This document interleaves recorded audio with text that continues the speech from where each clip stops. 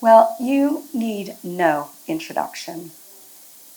What you have done in your 90 years is remarkable, and this room all knows all about you. What I want to talk about in the introduction is your character. I learned that you made your way up here, protest traffic, and someone stopped you, a security guard, and saw your face and started to cry. True.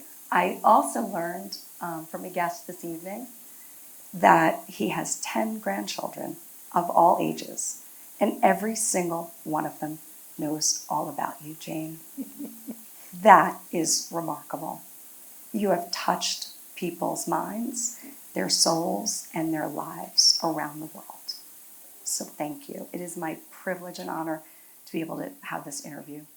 Thank you, Mark, for allowing me to do it. Okay, let's start with the trees. Trillions of trees. Is this doable? First of all, I think it's doable, maybe not exactly a trillion, maybe a bit more, maybe a bit less. But, you know, with the climate crisis and loss of biodiversity, which are interlinked, looming over us, we need to address every single solution there is, like reducing emissions, like living more sustainable lives. Nature is one major solution. And it's not only trees on land, it's the kelp forests, the seagrass, the peatlands, the savannas, the prairies, you know, they all can sequester CO2. And the tragedy is, as they are destroyed, they release all that stored CO2 into the atmosphere. So it's also reducing the ability of nature to help us. We need to fight renewable energy. We need to do something about intensive farming, because that too, the emissions of methane from animal factory farming is horrendous. And all of these different problems, you know, the good thing is that there's a group of people really trying to fight each one of them. But so often they're working in a silo and they're not seeing that we all need to get together and tackle them together and share the information. Mark always asks this question. So you've been working since the 1960s. And he always asks, and I've heard him ask this to many that he's introduced me to and to myself, what's been your biggest surprise? My biggest surprise? Mm-hmm. Well, who I am today. It's so weird to me. Talk about that. How did you get here? I suppose God knows. But that's what Robert Browning said when he was asked about an obscure poem. He said, well, at one time 2 people knew, God and me, and now it's only God.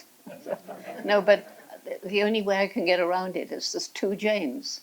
There's this one, just a little person, you know, born to a very poor family, living through World War II, working as a waitress to get my money for Africa. And now look at me now. How did it happen? So there's this Jane, but then there's that sort of icon created, I suppose, by National Geographic and Discovery and that sort of thing. And I have to work really, really hard to keep up with that icon. She bullies me. Talk about you and nature and the impact that your family's had on you and your mother. Well, my mother, you know, I think it's so important for parents to realize that probably the most important thing they can do, even more important than, because some people can't afford to give the children all the food they need because they're in such poverty. But even in that situation, if the parent, and it can be the father or the mother, support the child. I mean, you have a little boy, he's 4 years old. I'm going to grow up be an engine driver. And then daddy says, oh, no, you're not. You're going to be a doctor or you're going to be something else.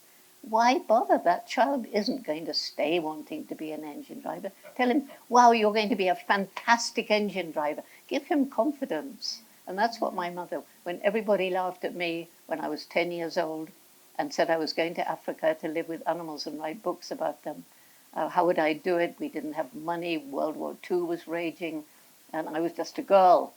But she said, if you really want this, You're going to have to work really hard, take advantage of every opportunity, and if you don't give up, hopefully you find a way. I love that. So you're here in Davos. You haven't been here for a few years. What are you excited about? What are you hopeful about? And can you give us some advice, especially me? It's day one. I think I'm losing my voice already. Well, I'm excited about meeting some great friends, including Mark. I'm really grateful to Jeff Horowitz because he pushed and got me the schedule I have, which may kill me, but it's a good schedule. So what do we need today?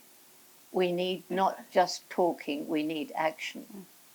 And some of these powerful people in decision-making positions, it's no good just arguing with them if they don't agree. I mean, there are still people who say, yes, the climate's changing, but it's part of a cycle. Well, it may be part of a cycle, but it's enormously influenced by human activities. So how do you change them? You've got to reach the heart. It's not the head. People must change from within. Telling stories is really important. So I was talking to a group of CEOs the other day. I do this quite often, by the way. And I know there's CEOs in this room. I'm sorry I got my back to all of you. I can't really help it. I apologize. So one of them came up to me afterwards. He's got a huge multinational corporation. He said, for the last 10 years, 8 years, I've been fighting to get my corporation ethical, sustainable in the country where we source our products, the supply chain, our offices around the world, and the way we treat our customers. 3 reasons. 1, see writing on the wall. We're using up natural resources in some places faster than nature can replenish them. 2, consumer pressure. People are beginning to ask, did this harm the environment? Was it cruel to animals? Is it cheap because of unfair wages? But what tipped the balance was my little girl, 10 years old, and she came home from school one day. She said, Daddy, they're telling me that what you're doing is harming the planet. That's not true, is it, Daddy? Because it's my planet. That reaches the heart. And that's what we have to do. We have to get all these powerful decision makers to understand that action is needed now. And somebody, who was it who made the first remarks about 40 countries having elections? Yeah.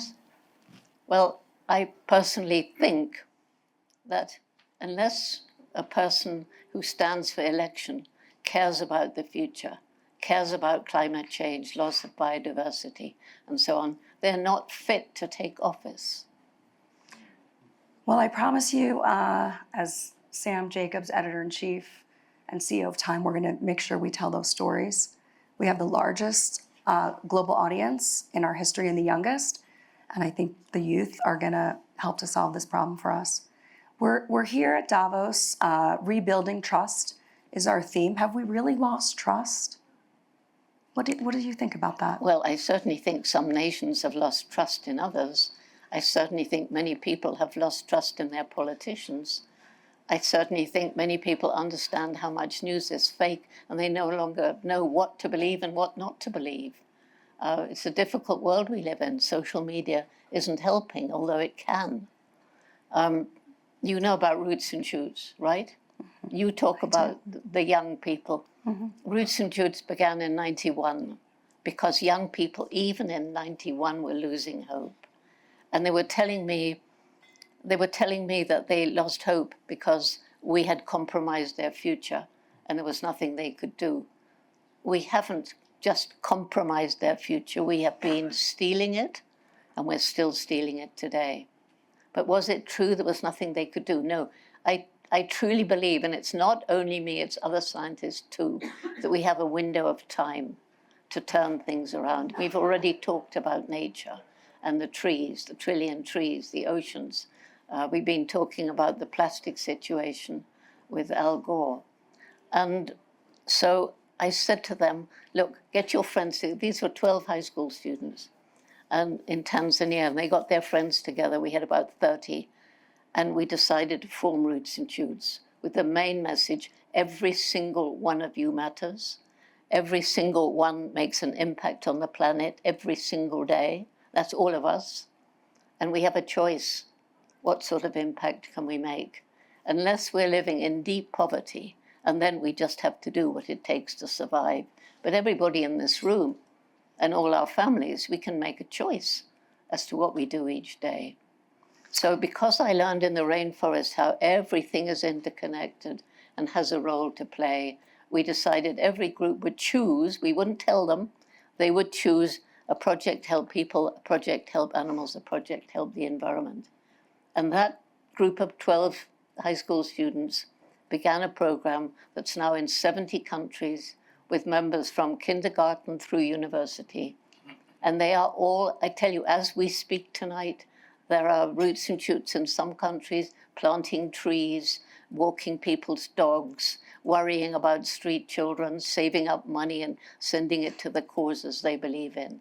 They're changing the world, and they're my greatest reason for hope. You talk about the window. I'd imagine you think of that window as closing, not opening, but correct me if I'm wrong. Correct. Urgency. Have we lost that urgency given the last year and the world events? The world is a mess. There's no question. We've got these 2 terrible wars raging. There are about 14 conflicts across Africa. There's discrimination and, the world is a mess. And do we have the time? We can turn things around, but only if we take action now. Because I don't know how wide this window is. I don't know how many years we have, but we are approaching the end. But it's not the end if we get together. Now, Time magazine can make a huge difference because collecting up stories, what do people need to take action? They need hope. Because if you don't have hope, you give up, you become apathetic, and you do nothing. And if we all do nothing, especially the young people, we're doomed.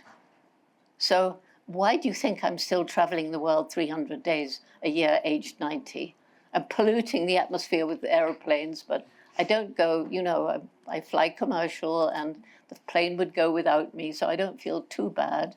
And our Roots and Shoots groups are planting millions of trees, so they are absorbing and protecting forests too. And we protect forests by working with local communities, lifting them out of poverty so they don't need to destroy the forest to get money. That's incredibly important. Well, you have shown how one person can make such an impact. I only make the impact because I have amazing people helping and supporting, from my mother to all the amazing young leaders we're generating. Last question. I always like to end on hope and optimism, which is so much a part of what you do and who you are. What are you hopeful and optimistic about, especially this week? Out of this week? Or just this year? Well, I hope I meet enough people that I can talk to and try to reach a heart. 1 or 2 people whose names I won't mention, I don't think they have a heart to reach, but apart from that. Dr. Jane Goodall, thank you so much. Thank you.